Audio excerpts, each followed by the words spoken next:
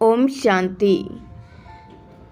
एक प्रश्न आया है कि मेडिटेशन में हमें अपने विचारों को शून्य कर देना चाहिए या नहीं। क्या है मेडिटेशन? क्योंकि कई लोग सोचते हैं कि मेडिटेशन में विचार शून्य हो जाना चाहिए। क्या विचारों को शून्य कर देना चाहिए?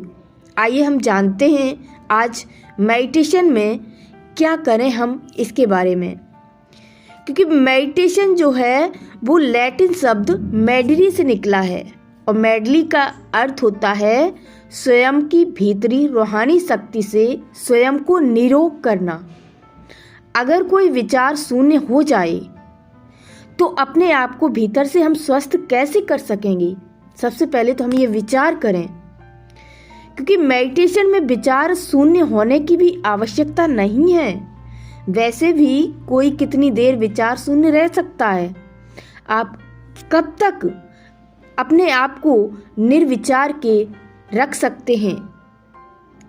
विचार मानव मन की एक स्वाभाविक प्रक्रिया है और मन की उस प्रक्रिया को न तो दमन करना चाहिए हमें और न ही अमन बनाना चाहिए, परंतु उसे हमें करना क्या है? हमें सुमन बनाना है। तो जब हम सुमन बनाएंगे अर्थात उसे हम एक सकारात्मक दिशा देंगे, तो हमें अपने मन को एक सकारात्मक दिशा देने की ज़रूरत है।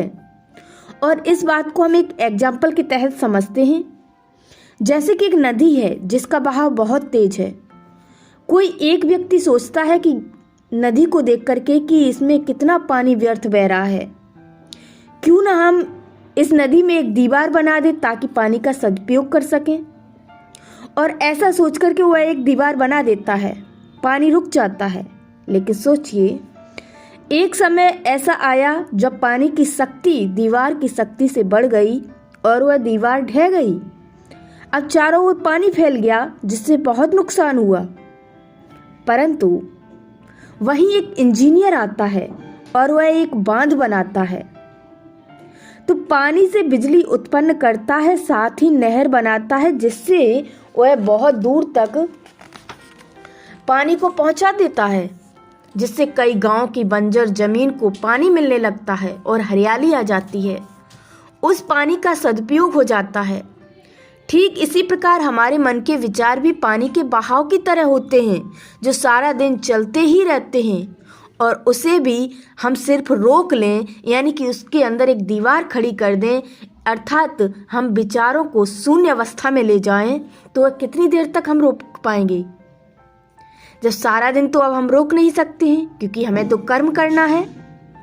और जब हम सारा दिन रोक नहीं सकते हैं तो फिर विचारों का ऐसा तूफान आएगा उस पानी की शक्ति की तरह, जो हमारे बॉडी को हार्मफुल कर सकता है, साइड इफ़ेक्ट हो सकता है जिसका, क्योंकि विचारों का फिर बहाव होगा।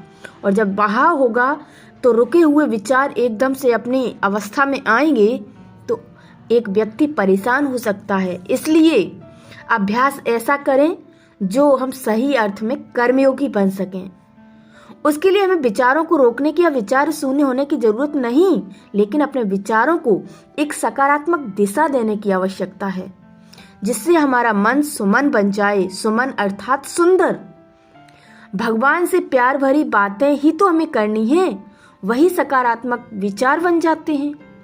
कई बार कई लोग सोचते हैं कि परमात्मा से हम क्या बातें करें, कुछ समझ में नहीं आता।